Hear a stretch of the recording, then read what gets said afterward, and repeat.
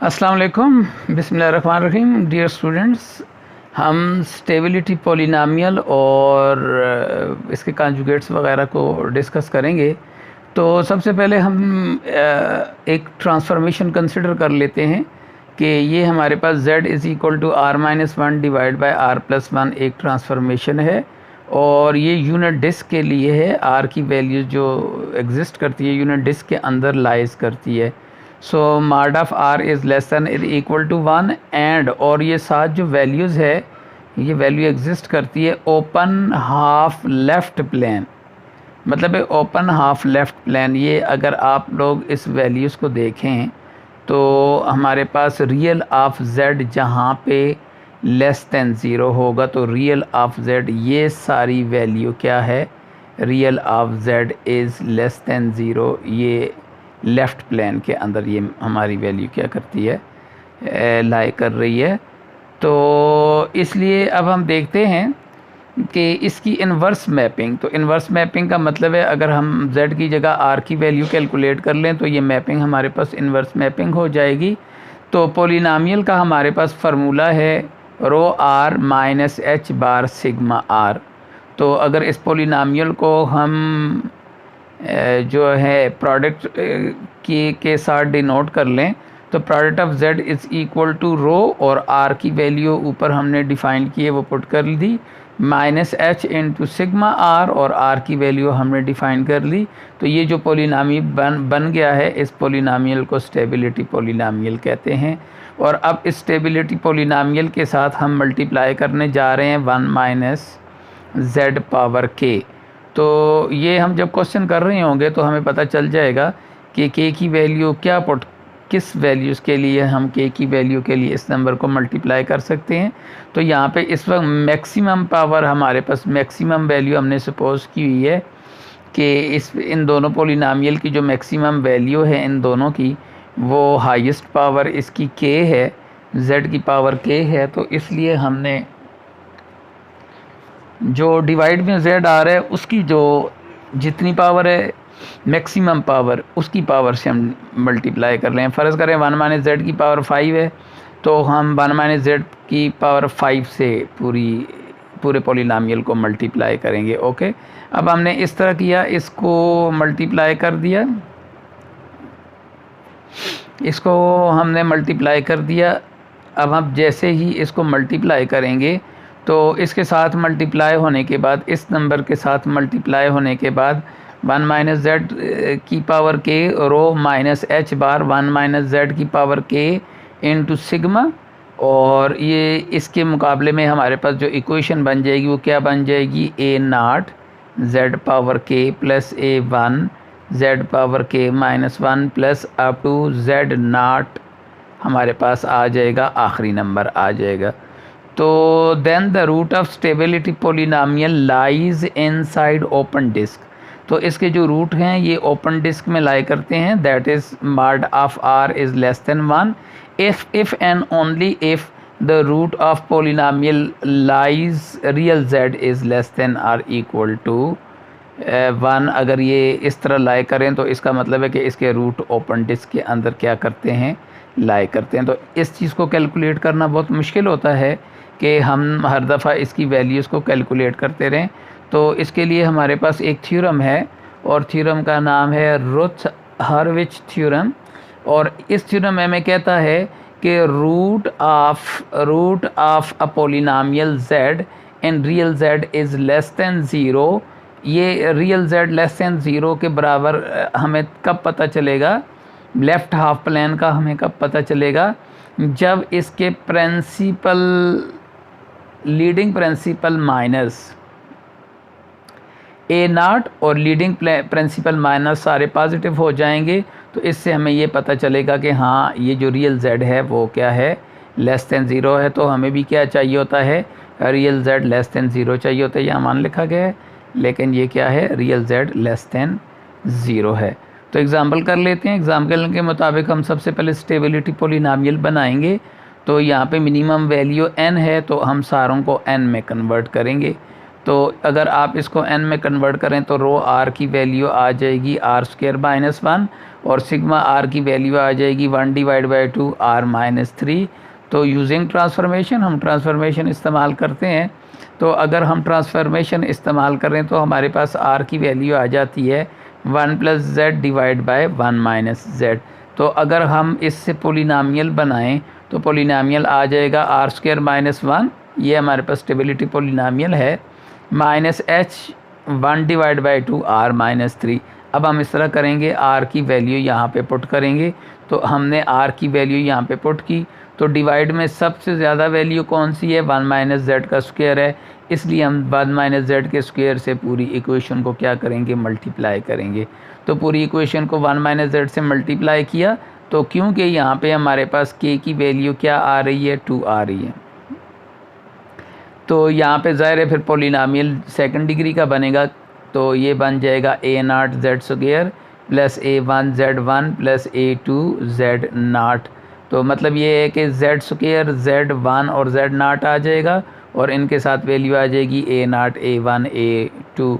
तो हम अब इसको सिंप्लीफाई करते हैं। अगर आप इसको सिंप्लीफाई करेंगे तो ये हमारे पास आफ्टर सिंप्लीफिकेशन ये वाला आंसर आ जाएगा। तो ये हमने इसको सिंप्लीफाई किया। सिंप्लीफाई करने के बाद अब हम इसको कंपेयर करते हैं। तो यहाँ पे z² के पास a0 है, यहाँ पे z² के पास -h है, तो लिहाजा a0 = -h। Similarly a1 = 4 - 3h और हमारे पास नेक्स्ट जो वैल्यू आ रही है a2 = -2h बार। तो ये हमारे पास वैल्यूज़ आ गई हैं। तो ये वैल्यूज़ क्योंकि हमारे पास k की वैल्यू 2 थी, मैंने जैसा कि यहाँ पे बताया कि यहाँ k की जगह 2 पुट किया गया था, इसलिए हमने जो है पोलिनोमियल जो हमारा बना है सेकंड डिग्री का बना है और इसलिए जो हमारा मैट्रिक्स बनेगा वो 2 × 2 का बनेगा क्योंकि k की वैल्यू 2 है। तो 2 × 2 के मैट्रिक्स के लिए वैल्यू आ रही है a0, a1 और a3 आनी चाहिए थी, लेकिन a3 इस पोलिनोमियल का हिस्सा नहीं है, लिहाजा उसकी जगह 0 पुट किया और यहाँ पे वैल्यू आती है a2 and a4 according to this matrix. इस मैट्रिक्स के मुताबिक हम अगर वैल्यूज़ पुट करें तो ये वाली वैल्यूज़ आती है 2 × 2 के लिए। अब हम इस तरह करेंगे, प्रिंसिपल माइनर्स कैलकुलेट करेंगे। तो सबसे पहला प्रिंसिपल माइनर कैलकुलेट करते हैं। फर्स्ट रो और फर्स्ट कॉलम को अगर आप गायब कर दें तो ये जो पहला नंबर आएगा ये प्रिंसिपल माइनर्स होगा, जो भी आंसर आएगा। तो आंसर आ रहा है a2 = 0, a0 तो ऑलरेडी > 0 होता है और a2 > 0 आ गया। फर्स्ट आप लोगों के पास प्रिंसिपल माइनर आ गया। अब हमने सेकंड रो और सेकंड कॉलम को गायब कर दें तो हमारे पास नेक्स्ट प्रिंसिपल माइनर आ जाएगा which is a1। So a1 > 0। तो अब हमने a0 की वैल्यू, a1 की वैल्यू और a2 की वैल्यू फाइंड आउट की हुई है, वहाँ से इन वैल्यू को पुट करेंगे तो a0 की वैल्यू -h है, तो -h > 0, तो माइनस को उस तरफ लेके आएंगे तो h < 0। तो यहाँ पे अगर हम इस वैल्यू को लिख लें तो ये वाली वैल्यू यहाँ पे पॉजिटिव आ रही थी, ये गलती की वजह से नेगेटिव लिखी गई है। देखें यहाँ पॉजिटिव आ रही थी तो यहाँ पे भी पॉजिटिव आएगी, तो ये पॉजिटिव आ गई है। तो क्या वैल्यू आ रही है, 4 + 3h > 0। और अगर आप 4 को उस तरफ ले जाएं और 3 को डिवाइड कर दें तो आ जाएगा h > -4/3। और यहाँ से क्या आ रहा है, -2, h > 0, -2 को डिवाइड करेंगे तो h < 0। तो अगर हम इसका इन वैल्यूज़ को लेके इंटरवल बनाएं तो यहाँ पे 0 और h की वैल्यू 3/4 आ रही है।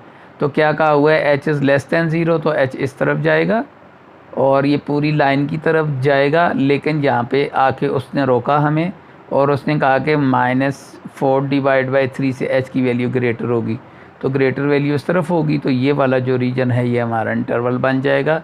This is required interval for absolute stability. तो हर क्वेश्चन एब्सोल्यूट स्टेबिलिटी का अगर हमसे रुथ हर्विच क्राइटेरिया के ज़रिए फाइंड करना होगा तो हम उसके लिए क्या फाइंड करेंगे जी, लीडिंग प्रिंसिपल माइनर्स कैलकुलेट करेंगे। सबसे पहले हम इस तरह करेंगे, स्टेबिलिटी पोलिनोमियल बनाएंगे। इसका तरीका क्या है, सबसे पहले हम इसका स्टेबिलिटी पॉलिनॉमियल बनाएंगे, फिर हम उसमें ट्रांसफॉर्मेशन इस्तेमाल करेंगे। ट्रांसफॉर्मेशन इस्तेमाल करने के बाद हम देखेंगे कि इसके लीडिंग प्रिंसिपल माइनस, हमारी कंडीशन है कि इसके सारे leading principal minus greater than zero होने चाहिए। तो लीडिंग प्रिंसिपल माइनस ज़ीरो के ग्रेटर देन ज़ीरो के लेंगे और कंडीशन ये है कि ए नाट क्या होना चाहिए, इसमें ए नाट की वैल्यू क्या होनी चाहिए, ग्रेटर देन ज़ीरो होनी चाहिए। ये हमारी ये वाली वैल्यू क्या है, अंडरस्टूड है, और बाकी सारे प्रिंसिपल माइनस होने चाहिए। तो अगर हम 2x2 मैट्रिक्स को देखें तो ये हमारे पास 2x2 मैट्रिक्स बनता है। अगर आप प्रिंसिपल माइनस को चेक करें तो पहला प्रिंसिपल माइनस किस तरह कैलकुलेट होती हैं, A11 से प्रिंसिपल माइनर कैलकुलेट हो सकता है और A22 से प्रिंसिपल माइनर कैलकुलेट हो सकता है। मतलब प्रिंसिपल डायगनल्स में जो वैल्यूज़ आ रही हैं, अगर आप उसके को फैक्टर ना फाइंड करें बल्कि माइनर फैक्टर फाइंड करें तो वो माइनर फैक्टर जो आएंगे उनको क्या कहते हैं, प्रिंसिपल माइनस कहते हैं। तो अब ये हमारे पास वैल्यू आ गई, ये वाला मैट्रिक्स बन गया था। तो सबसे पहले फ़र्स्ट रो और फर्स्ट कॉलम को हमने छोड़ा तो बाकी हमारे पास इस मैट्रिक्स में A2 बन गया। सो A2 must be greater than zero. तो सेकंड प्रिंसिपल माइनर के लिए हम सेकंड रो और सेकंड कॉलम को छोड़ देंगे। तो सेकंड रो और सेकंड कॉलम को छोड़ा तो मेरे पास आता है A, so A is greater than zero. तो ये मेरे पास प्रिंसिपल माइनस आ जाएंगे। इन प्रिंसिपल माइनस की वजह से हमें वैल्यूज़ का पता चल जाएगा। अब हम चलते हैं, चेक करते हैं कि ये हमारे पास जो श्योर पोलिनोमियल है, ये पोलिनोमियल क्या होता है और ये हमारे किस काम आता है। तो अगर हम एक पोलिनोमियल लेते हैं रो R, तो उसकी वैल्यू लिखते हैं Ck -1 अप टू C0, और इसमें सारे C जो हैं वो नॉन ज़ीरो हैं, और ये C नाम इसलिए इनका रखा कि ये कम्प्लेक्स नंबर हैं। ओके, तो इस पोलिनोमियल को हम शुर पोलिनोमियल कहेंगे। इस पोलिनोमियल को शुर पोलिनोमियल किस वक्त कहेंगे, जब हमारे पास इसके सारे रूट, इस पोलिनोमियल के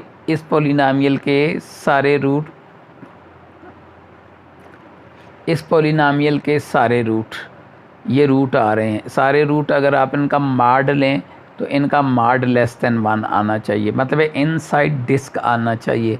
अगर ये इनसाइड डिस्क आ रहे हैं तो ये हमारे पास पोलिनोमियल क्या है, श्योर पोलिनोमियल है। तो इस तरह पोलिनोमियल फाइंड करना बहुत मुश्किल हो जाता है हमारे लिए कि ये श्योर पोलिनोमियल है कि नहीं है, तो बहुत डिफ़िकल्टी होती है। तो इस बात को ख़त्म करने के लिए हम क्या करते हैं, इसका कंजुगेट ले लेते हैं।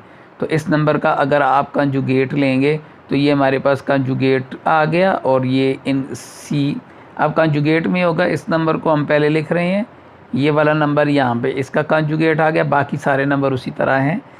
और ये हमारे पास सारे कंजुगेट्स आ रहे हैं। तो ये हमारे पास कंजुगेट का एक फ़ार्मूला बन गया, ये हमारे पास कंजुगेट का एक फ़ार्मूला बन गया। तो यहाँ से इस फार्मूले की मदद से हम देखेंगे कि फ़ाई1 किसके बराबर है। फ़ाई1 का फार्मूला है 1/r, तो ये हो जाएगा conjugate 0 into polynomial R minus conjugate R into polynomial 0।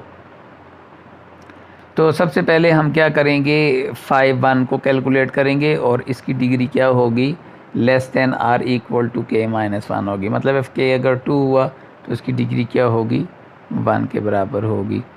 तो अब हम चेक करते हैं श्योर पोलिनोमियल थ्योरम क्या है। तो श्योर पोलिनोमियल थ्योरम कहता है कि polynomial phi is said to be a Schur polynomial if it satisfy these two condition. Number 1, the conjugate of polynomial for 0 must be greater than the polynomial with value r। इन दोनों का conjugate क्या होना चाहिए, इसका conjugate वाले polynomial का answer ज़्यादा होना चाहिए, और जो कंजुगेट के बगैर पोलिनोमियल है उसका कंजुगेट कम होना चाहिए for value r is equal to 0। Number 1। Number two है कि ये फ़ाई1 हमारे पास श्योर पोलिनोमियल होना चाहिए। अगर ये दोनों कंडीशंस खोल करती हैं तो फिर हम कहेंगे जो फ़ाई हमारे पास एक जनरल पोलिनोमियल है वो श्योर पोलिनोमियल है। तो लेट अस चेक, हमारे पास ये एक मेथड है, इस मेथड से हमने रो आर की वैल्यू कैलकुलेट कर ली और सिग्मा आर की वैल्यू कैलकुलेट कर ली। अब हमने इससे एक स्टेबिलिटी पॉलिनॉमियल बनाया, ये हमारा स्टेबिलिटी पॉलिनॉमियल बन गया। हमने आर और सिग्मा की वैल्यूज़ पुट कर दी, ये हमारे पास आंसर आ गया। अब हम देखते हैं ये एक पॉलिनॉमियल बन चुका है और अब हम यहाँ पे वैल्यू देखते हैं। तो ये जो पहली वैल्यू आ रही है आपके पास 1 जो आ रही है दिस वैल्यू, तो ये हमारे पास वैल्यू किसकी है C2 की, और ये वाली वैल्यू किसकी है C0 की। C0 की वैल्यू में 2 नंबर आ रहे हैं, ये 2 नंबर आ रहे हैं C0 की वैल्यू में क्योंकि यहाँ R नहीं है, और C1 की वैल्यू में -h/3 R है।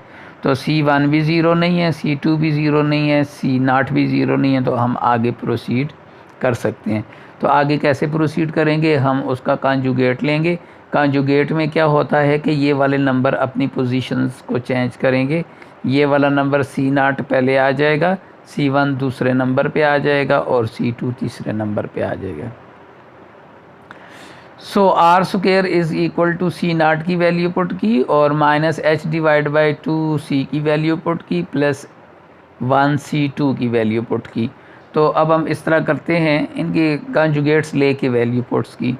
तो अब हम इस तरह करते हैं, पॉलिनॉमियल की कंडीशन को देखते हैं सेटिस्फाई हो रही है कि नहीं। अगर आप यहाँ से -1 कॉमन कर लें तो ये हो जाएगा 1 - 2 / 3 h बार। तो अगर आप यहाँ पे वैल्यूज़ देखें, अगर आप यहाँ पे देखें, आप लोगों के पास आंसर आ रहा है इस पॉलिनॉमियल का 0 के ऊपर आंसर आ रहा है ये वाला नंबर, और कंजुगेट वाले पॉलिनॉमियल का आंसर आ रहा है 1, क्योंकि अगर आप कंजुगेट वाले यहाँ पे देखें अगर आप कंजुगेट के बग़ैर जो पॉलिनॉमियल है, ये हमारे पास कंजुगेट के बग़ैर पॉलिनॉमियल है, यहाँ पे अगर आप 0 पुट करेंगे R को तो ये हमारे पास आंसर आएगा -1 + 3h/3। अगर आप माइनस कॉमन कर लें तो क्या हो जाएगा 1 - 2h/3। तो ये हमारे पास आंसर आ रहा है 0 के ऊपर आंसर आ रहा है कंजुगेट बग़ैर पॉलिनॉमियल का। और कंजुगेट वाले पॉलिनॉमियल का आप यहाँ पे R को 0 पुट करें, यहाँ पे R के 0 पुट करें तो आंसर 1 आ गया। तो क्लियरली अब देखें ये 1 है और ये 1 से कोई चीज़ माइनस हो रही है, तो पक्की बात है 1 वाली चीज़ बड़ी होगी और जो चीज़ माइनस हो रही है वो छोटी होगी। तो हमारी पहली कंडीशन क्या कर गई है, होल्ड कर गई है। अब हम दूसरी कंडीशन देखते हैं। हमारी दूसरी कंडीशन ये है कि पॉलिनॉमियल जो कंजुगेट वाले पॉलिनॉमियल में R की वैल्यू है वो पुट करनी है। ये हमारे पास फार्मूला है, ये फार्मूला है। कंजुगेट वाले पॉलिनॉमियल में 0 पुट करना है और फिर सीधे पॉलिनॉमियल को पुट करना है, माइनस कंजुगेट वाला पॉलिनॉमियल पुट करना है और पॉलिनॉमियल में R की जगह 0 पुट करनी है और इनको R से डिवाइड कर देना है। तो मैंने ऐसे ही किया। सबसे पहले मैंने क्या किया, ये फाइंड करने की कोशिश की। तो ये हमारे पास 1 वाला पॉलिनॉमियल आ जाएगा 1/R, और वो कंडीशन अकॉर्डिंग टू कंडीशन यहाँ पे वैल्यूज़ पुट की गई हैं। तो इसको सिंप्लीफाई किया गया। तो मेरे पास यहाँ पे अगर इसको मैं 0 के बराबर लेता हूँ तो मेरे पास R का आंसर आ रहा है 1/2, और अगर R का आंसर 1/2 आ रहा है तो 2 आ रहा है, तो इसका मतलब है mod of R। What is mod of R?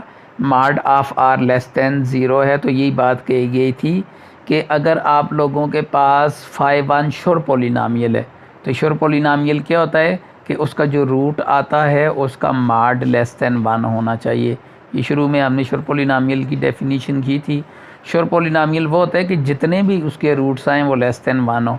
तो यहाँ तो हमारे पास एक ही रूट आया है और वो रूट <1 है, तो इसका मतलब है ये श्योर पॉलिनॉमियल है और ये दोनों कंडीशन को सेटिस्फाई कर रहा है।